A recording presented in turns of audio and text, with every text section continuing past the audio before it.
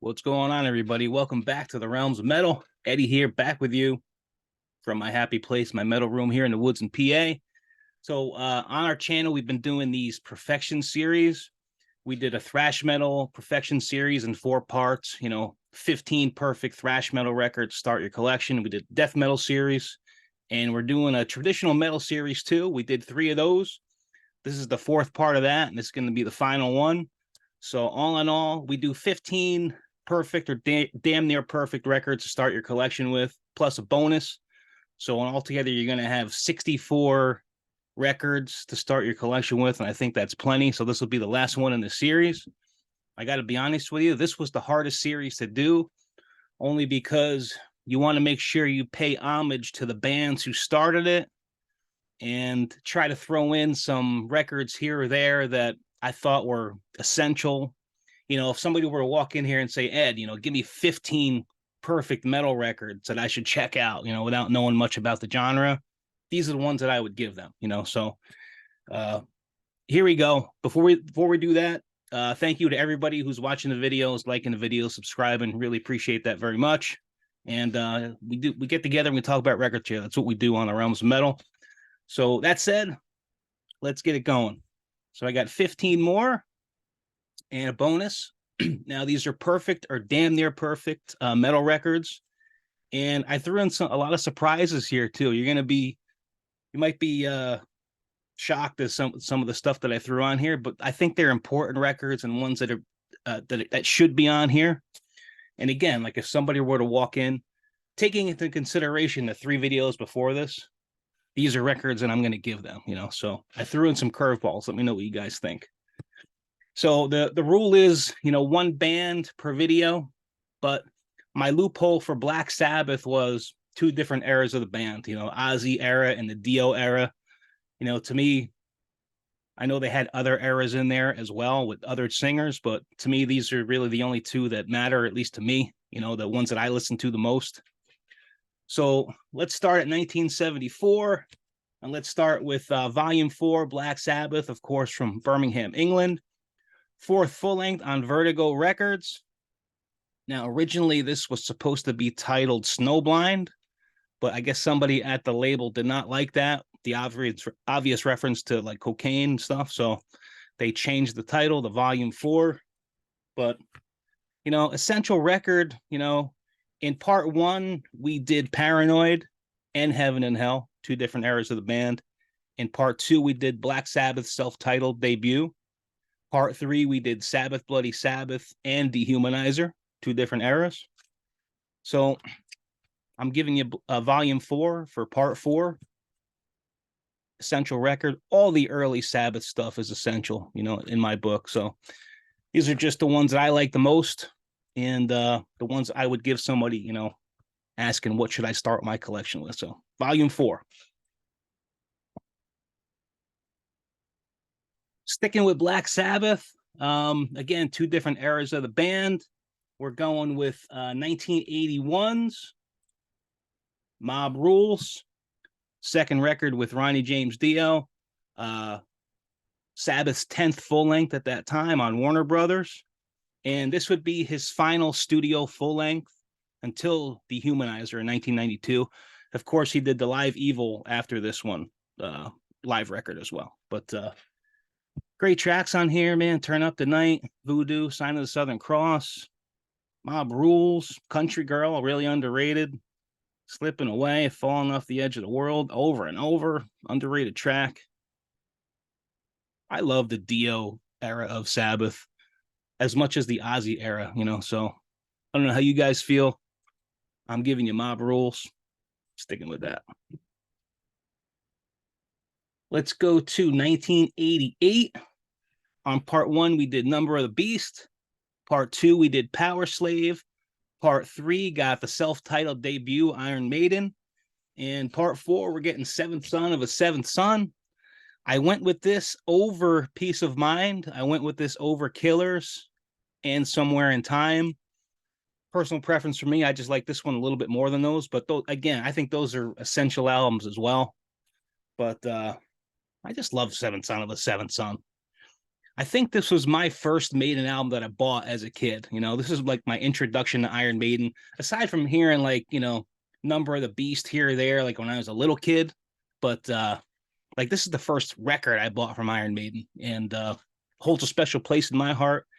Every song is good. And when I say every song is good on this one. Moonchild, fuck. Infinite Dreams, so killer. Can I Play with Madness? Everybody loves that one. The Evil That Men Do, so underrated. Seventh Son of a Seventh Son, The Prophecy, The Clairvoyant, Only the Good Die Young, another underrated main track, in my opinion. So this was 1988, their seventh full length at the time on EMI. Iron Maiden's Seventh Son of a Seventh Son. Let's go to 1982. On part one, we featured Overkill. Part two was Ace of Spades. Part three was 1916. And part four is getting motherfucking Iron Fist. I went with this one. I was deliberating over what Motorhead to include on here, but I like this one a little bit better than Bomber, a little bit better than Orgasmatron, a little bit better than Another Perfect Day. So when I was looking at the Motorhead stuff, I went with Iron Fist. I think top to bottom, it's a little bit better than those records, at least for me. And this was Motorhead's sixth full length on Bronze Records in 1982.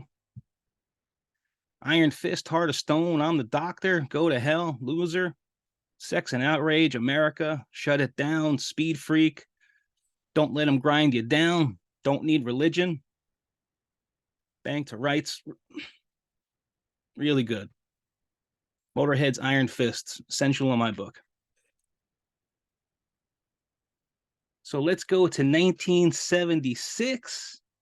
On part one, we featured Screaming for Vengeance. Part two, we did Painkiller. Part three, we did British Steel. And part four is getting Sad Wings of Destiny, Judas Priest. This was their second full length on Gull Records. I went with this one over Stained Class, over Defenders of the Faith. I just think this one is a little bit more, I like this one a little bit more than those. And it's a stone cold classic, you know. I mean, it really is. The tracks on here, I mean, Victim of Changes, The Ripper, fuck, Dreamer, Deceiver, Tyrant, Genocide, Epitaph, Island of Domination, like Judas Priest, Sad Wings of Destiny. This influenced so many of my metal heroes, like the thrash metal guys that I grew up listening to. This influenced so many of them, and I think it's completely essential. So Judas Priest, Sad Wings of Destiny. Okay, here's where the list starts getting fun. So on part one, we did Abigail. On part two, we did The Eye. And if I told you that, you probably know who it is. And I'm going with King Diamond's Conspiracy. This was 1989 on Roadrunner, his fourth full length. And it was a continuation of the Them story and like the conclusion of it. So I like this one a little bit better than Them. I like it a little bit better than Fatal Portrait. I mean, this has two of the best King Diamond tracks ever, which are At the Graves and Sleepless Nights. Like if somebody came to me and said, give me two tracks, a couple tracks for King Diamond I would check out, I would probably give them those two. I really think that they're probably in King's discography the two of the strongest fucking tracks he ever wrote. I mean, I could rattle off another few, but I think I'm giving him those two, you know. Lies, The Visit from the Dead, The Wedding Dream, Amen Belongs to Them, Something Weird, Victimized, Let It Be Done, Cremation, King fucking Diamond. And if you haven't heard the new track from King Diamond, Google it, check it out. His new record is Masquerade of Madness, and sounds fucking killer to me. Like it sounds like that track could have been off of like Them or something like that. It's got like an old school feel to it, and King still sounds great. And check that track out. King Diamond's Conspiracy. Okay, now we're really gonna shake it up. This is this band's first appearance on the Heavy Metal Perfection series. We actually featured them on the Thrash Metal Perfection series, but not all their catalog is thrash, just the early stuff. We got some hints of thrash here later, but you know, I'm going with Metallica's Black Album. Now, to me, it's not a thrash record. Like, it has elements of thrash in it. Yes, absolutely. Is it a pure thrash record? No. To me, it's like a pop metal record. You know, like it's they're metal songs, but they're poppy, they're catchy, like tailored for radio. So this is not a thrash record in my book. I mean, some people consider it that. I definitely do not. Like I say, it has thrash influence, but it's not a thrash record, at least for me. So I'm including on the Heavy Metal Perfection series. It's an important record, not my favorite Metallica record. But it's a decent record. When it came out, I took it for what it was. I embraced it. I listened to it. So did my friends. Now, when it came out when I was in high school, the juniors and the seniors, the ones who were older than us, they fucking hated it. Like Metallica sold out. Like they were saying Metallica sold out even way back then. And even though I agreed that it sounded nothing like the back catalog, I still embraced it, and so did my circle of friends. So it's an important record for me. Again, not my favorite Metallica record, but one that I would definitely give to somebody if they were starting out in the genre. I mean, it's important. I mean, it sold over 30 million copies, for Christ's sake. So 1991 on Elektra, their fifth full length, of course, Metallica from LA, California, who migrated to San Francisco. I remember I had a local electronics store by me, and I was online to buy the fucker when it came out, on the day it came out, and I was the first one to buy it. And I had a relationship with the guy who ran the place too. So I was waiting for them to open. He knew what I was there for. He let me in a few minutes early and opened the box for the CD, and I bought it on opening day. So important record, Metallica's Black Album. Sticking with that theme, another one who I featured on the Thrash Metal Perfection series. To me, this is not a thrash metal record. Again, like the Black Album, it has influences of thrash on it here or there. But to me, it kind of followed the same formula as the Black Album.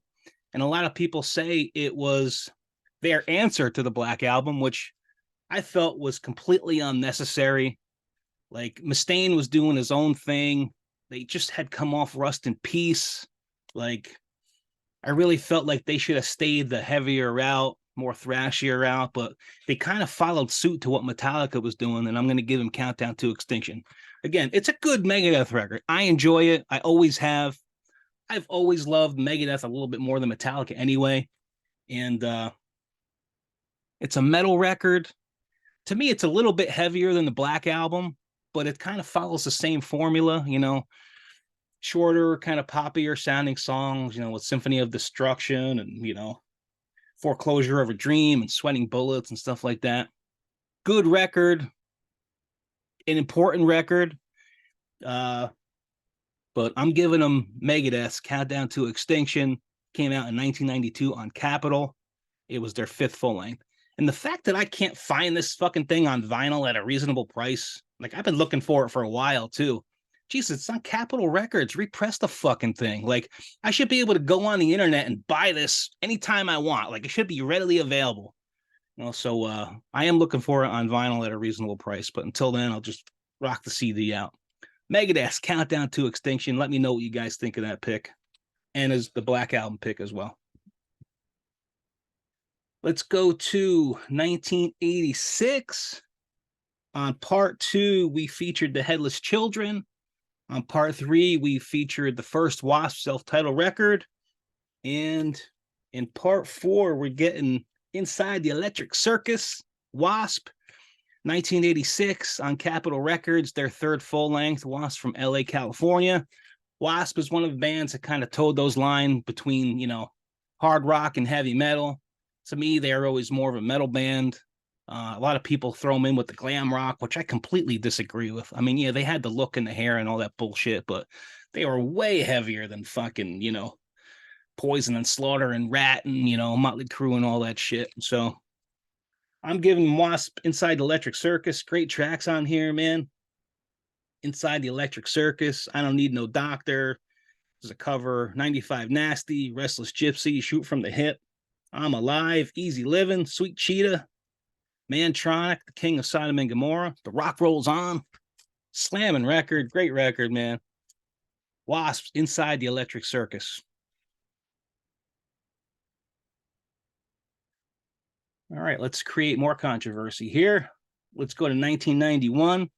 This is their first appearance on the Heavy Metal Perfection series. And again, a band like Wasp, who kind of towed that line to a lot of people between hard rock and heavy metal. To me, they're always more on the metal side. And I'm going with Skid Row, Slave to the Grind. Always loved this record. Like the first Skid record a lot too. Skid Row record a lot too. It's a great record. This one is a little bit heavier than that, in my opinion, and a little bit better. It's a little more edgier, you know, although it's got more ballads on it. But all the ballads on here are great. Like they're just, you know, great tracks. Monkey Business, Slave to the Grind, The Threat, Quicksand Jesus, Psycho Love, Get the Fuck Out, Living on a Chain Gang, Creep Show, In a Darkened Room, Riot Act, Mud Kicker, Wasted Time. Now, there were two versions of this. There was the clean version, which featured a track called Beggar's Day, and there was the regular version, which featured Get the Fuck Out. You know, this is from the box set, and this one has Get the Fuck Out on it. The clean versions have Beggar's Day on it, replacing Get the Fuck Out. But I think it's an essential record. Definitely one that I'm giving somebody, taking into consideration the 3 videos we did already. I think it's an important record and a record people need to hear. And this was on 1991, their second full length on Atlantic, and Skid Row's from Toms River, New Jersey, man. So let's go to 1989. On part 2, we featured Hall of Mountain King. Part 4 is getting Gutter Ballet. Sabotage from Tampa, Florida, their 5th full length on Atlantic Records. Gutter Ballet is just a beautiful record. You know, like it's always been one of my favorites. I like Hall of the Mountain King a little bit better than this one, but Gutter Ballet is just some beautiful tracks on here, like Of Rage and War, title track, Gutter Ballet, beautiful track. Temptation Revelation, When the Crowds Are Gone, another beauty.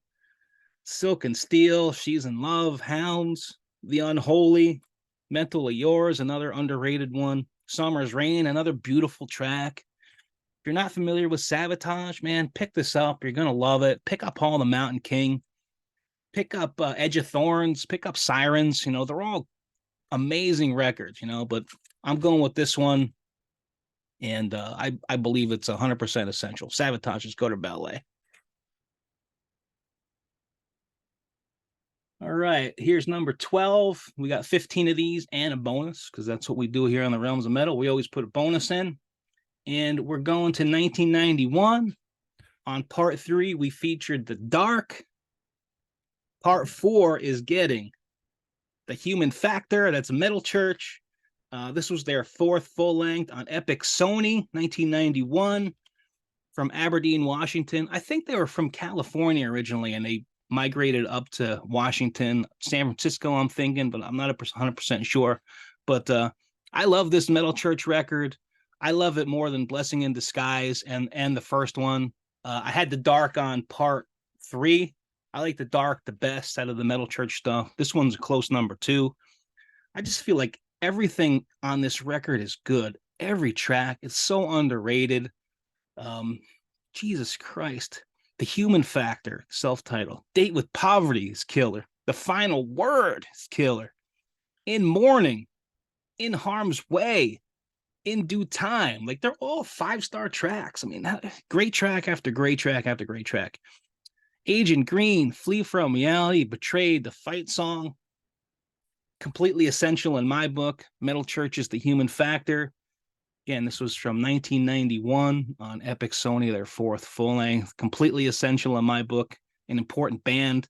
I would listen to the new Metal Church a lot, which I got it a few months ago on vinyl, and I'm liking that a lot too. That new Metal Church is really good. Check it out. But here's The Human Factor. Let's go to 1986. On part one, we featured Blizzard of Oz. Part two got Diary of a Madman. Part three got Bark at the Moon.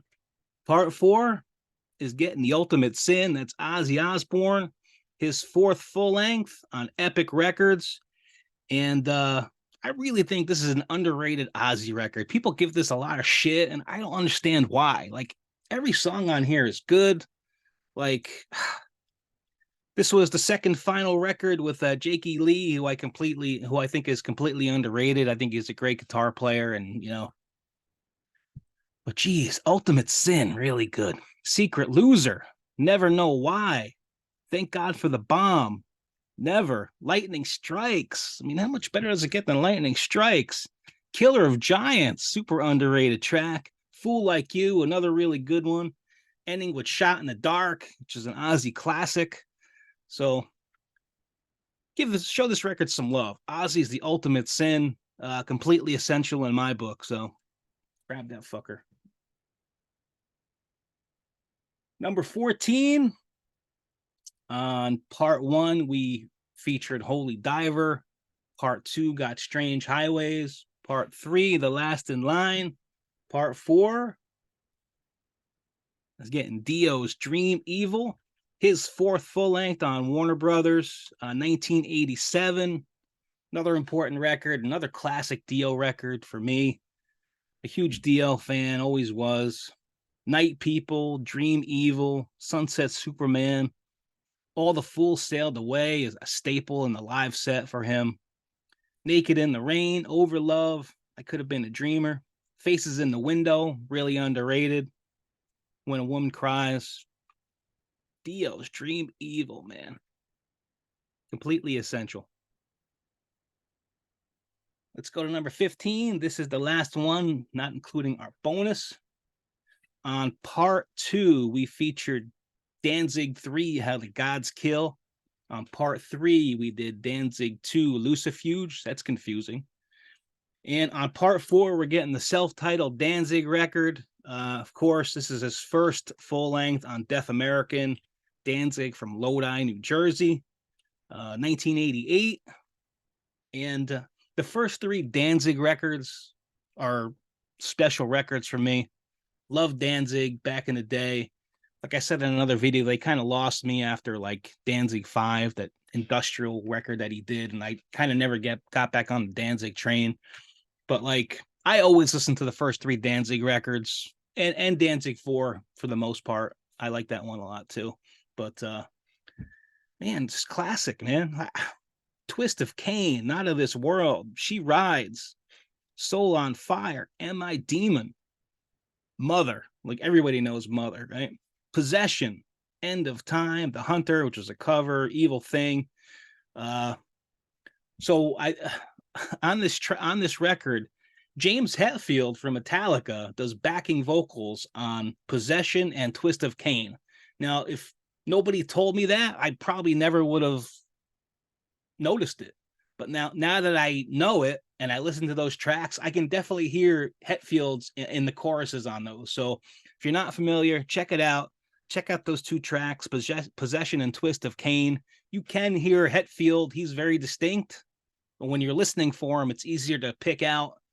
He is on backing vocals for both of those tracks, although he's not credited for some kind of contractual bullshit back then. But he is on those tracks. So check out Danzig's first record, a classic and completely essential in my book, so